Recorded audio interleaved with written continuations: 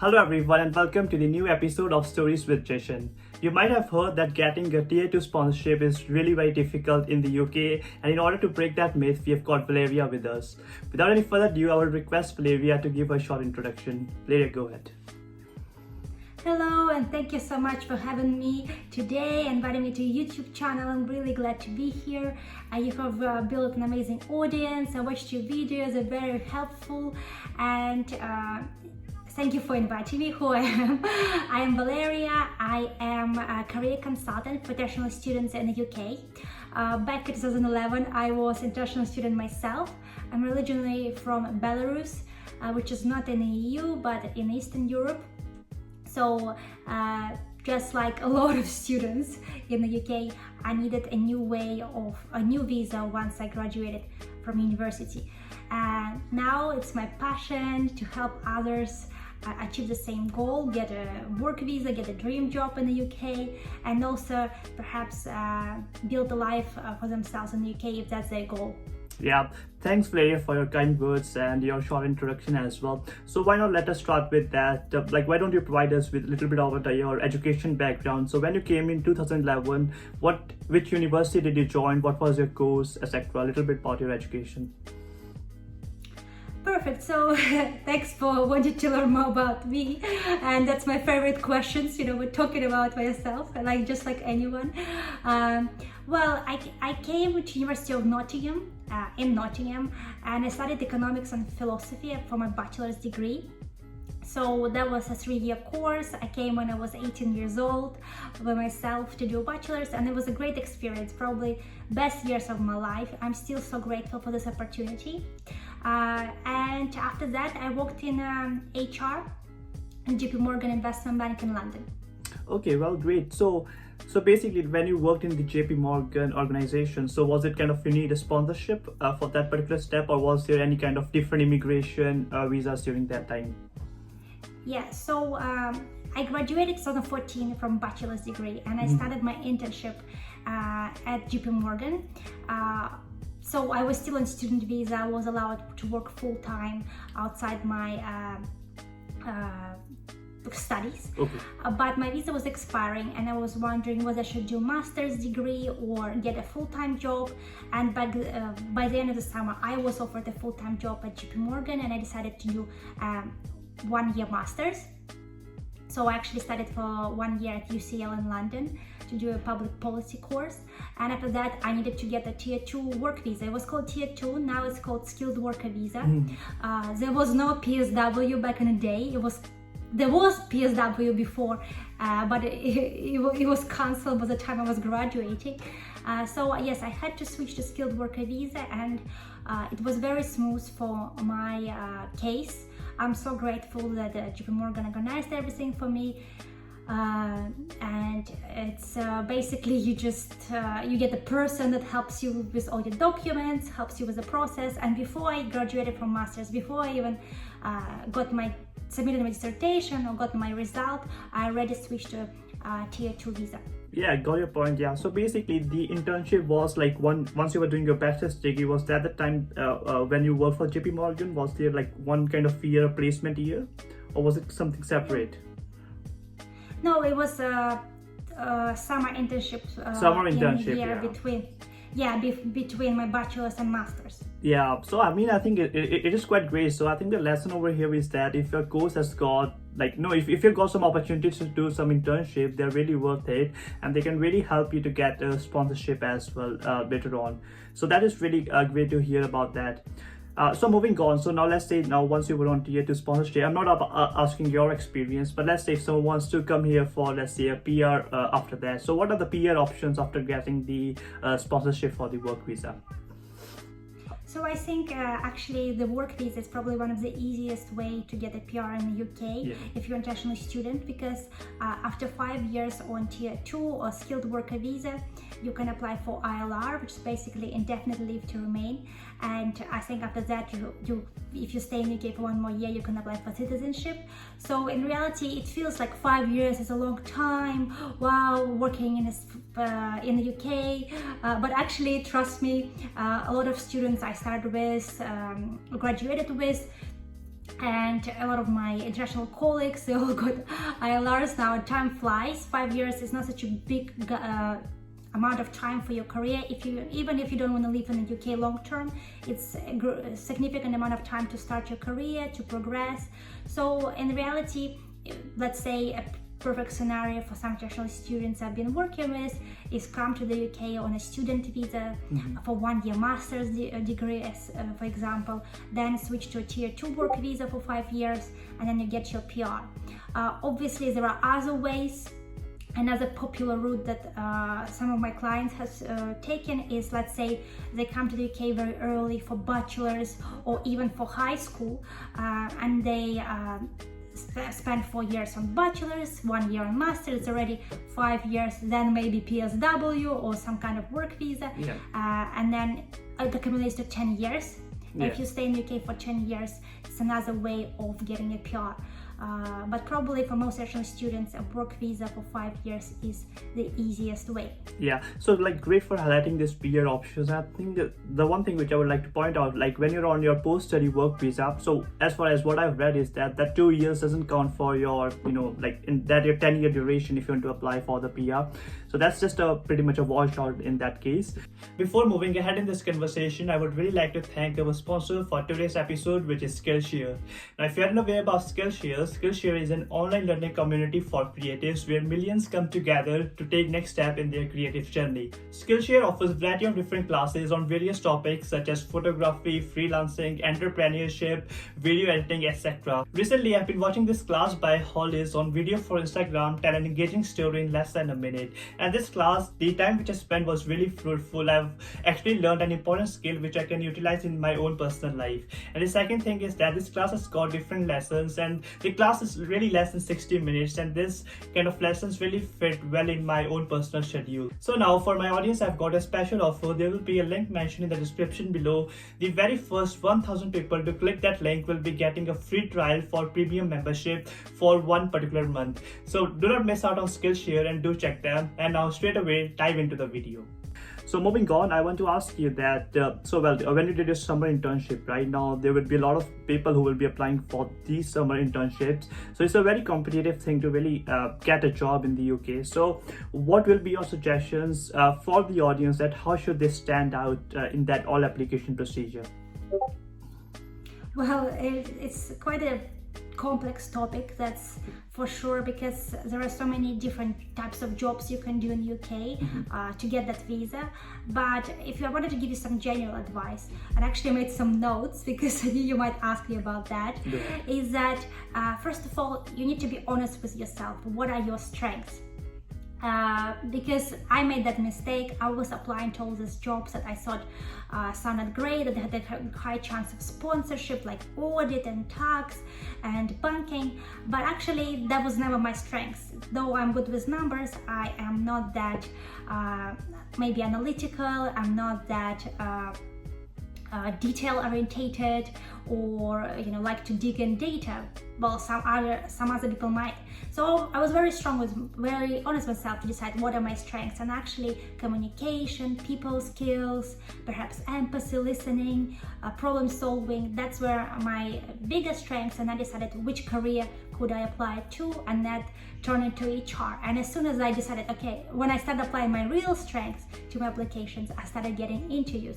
So I do recommend being honest with yourself and maybe write down 5 your biggest strengths that will help you define which job to apply for. Applying for the right job is already quite a big part of your success. Then just think about, okay, maybe I'm not a local student and I do have this extra difficulty with a visa, but what are my actually strengths in terms of international background? And a lot of people forget to sell that. They forget to sell that they took a challenge to move to a new country for education. They forget to mention that they speak multiple languages. They forget to mention that they lived in multiple countries. That is all unique strengths that you need to play on when you interview. And actually, I think, again, I teach my clients to do that, and I've done it myself. As soon as you on an interview and they ask you to tell you about yourself, you need to stand out, because trust me, not many students are going to be mentioning when I was 18, I moved to a new country to pursue an education in a foreign language, or I took the challenge to relocate for my master's after living in the same country all my life. That's, I know I've been giving you a lot, but the final one, the final advice to stand out is make sure you're clear which job you're applying for.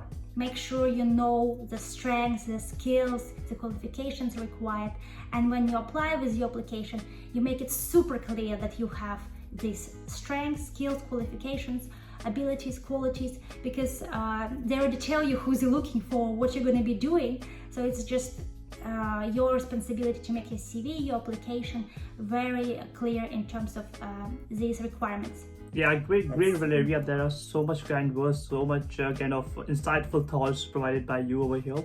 And I think it's very important to figure out that what you don't want in your life, what you don't want in terms of your profession, right? So this really helps you to narrow down your approach and really focus upon the career and the profession which you're really passionate about and which you're really interested in. So moving on, so when you're as an international student in the university, right? So how to make most out of it during that particular period? So it could be like building professional networks, building personal networks. How to make most out of it when a student is in the university? That's a good question, and I think a lot of international students are very overwhelmed when they come to the UK, and I don't want to give you more things to be overwhelmed about, because obviously it's a financial stress. You have to study in your course and in your country, new language, new culture, so that's already a lot going on. But if you do have the energy to do more, I recommend really socializing with people outside your country and language. It's very important for your future career, not just to make networks for the future, but also build on these communication skills before you move into an international firm or even British firm. And also to learn more about the cultures, learn more about the world, because that's one of the biggest advantages of studying in the UK, is that you get this international network of people. Secondly, I would say, just travel a little bit around the UK. It doesn't have to be expensive.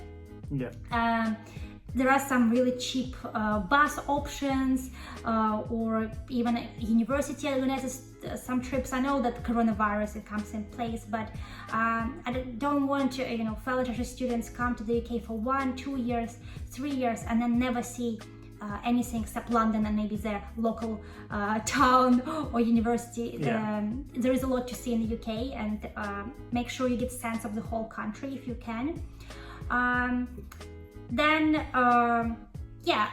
think that career plans, and since I'm a career consultant, I do have to bring that boring bit, but if coming to the UK is your career goal, it's not just about getting the knowledge or getting sense of British education, but actually to build a career, to relocate to the UK for the career, then there are a few things you must engage even before you start applying. Even before you came to the UK, you need to start thinking about your career, which job you're going to apply for, what skills you're trying to learn, how you're going to network outside your course.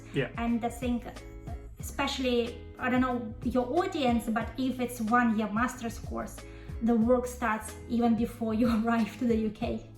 Yes, 100%. I think that's really a great summary about the things over here. I think some of the key takeaways over here are, first of all, come out of your comfort zone, right? So once you come out of your comfort zone, that's where you can see some good opportunities. As she said, like, you can learn about your communication skills, you can build leadership skills, XYZ things. So it's very important to kind of get out of comfort zone. Then secondly, when you pay such a large sum of money, especially for international students, you make sure that you're taking the international exposure. That is what you're paying for, right? So make sure you're exploring the nearby towns. It's not just like you're all the time studying or working. It has to be something more than that as well. So that's what international exposure is all about. So it's kind of a holistic approach which international students should be coming up with. By the way, so as you said, like, you're a career consultant, so what all kind of services can the audience get from you? How do you help the students? Well, I also have a YouTube channel where I try to share as much free advice as possible. You know more than anyone how difficult it is sometimes to produce content, but on my Instagram I try to share advice as well. And every month or so I try to have free webinars, which is basically 1-hour lectures on different topics, creating a strong CV or how to get a job in the UK as a student. That's on my free content, but obviously this is my full-time job, so I have 3 levels of support: a personal consultation, which is basically a 1-hour service where I meet with students one-to-one via video call and discuss different career goals or career questions. I do have my flagship course, or my baby that I recently produced, which is basically my online course on how to get hired in the UK. It is an online program that helps students through each step of job application in the UK, leads them through starting from CV, cover letters, to interviews, assessment centers, and even visa negotiations and networking. Yeah. And finally, if some people still want more support because the course is kind of more self-study, then I do offer a VIP kind of package where I am like a personal trainer for someone who's trying to get a job in the UK. And obviously it's just quite a limited program because I only work with a limited number of students, but that is also another service I provide. Yeah, exactly. I think these are really great things being done by you, and I understand, like, you know, all of these things takes a lot of time. Like, you know, making this video, we, you know, start with an ideation process and maybe contacting Valeria. Are you up for that? So, you know, these all things take a lot of time, and I appreciate all of the work which Valeria is doing. So, like, towards the end note of this video, so do you have got any final pieces of advice for the prospective students, or anything which you've got on your mind which you would like to share? Sure. So if you just come to the UK, I really wish the best of luck. You know, there are different things that can work out in life. If you don't get a job in the UK, there are still didn't go to waste your education in UK. There is so much you can do with it. There is still, you know, there are so many great countries. Even being home, it gives you a lot of advantages.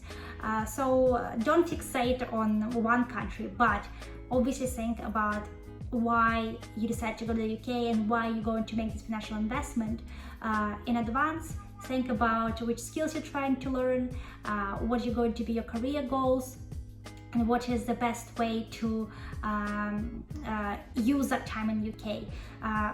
Otherwise, I think you'll have a great time, and I wish I was back in the day when I was coming to the UK as a student, because it's really, we should be so lucky to have that opportunity. Yeah, well, great. Thank you so much, Valeria, for this. And through this session, like, you and I have learned a lot, and I hope the audience would have learned in the same manner as well. And also, Valeria has got her own YouTube channel called Mind the Grad, so do check it out. And even on Instagram, like, you know, she writes very comprehensive posts about the latest updates about set career consultant, etc. So do check her Instagram as well. And moreover, she's got her website as well, where she provides all of these services. So I will put all the necessary links in the description below, so do check them out. And with this, I will say thanks to Valeria for accepting the invitation and being on Story Suggestion. Thanks a lot. Thank you so much for having me, and thank you for your time. Yeah, thanks to audience for your time as well. We'll see you in the next video. Cheers. Bye.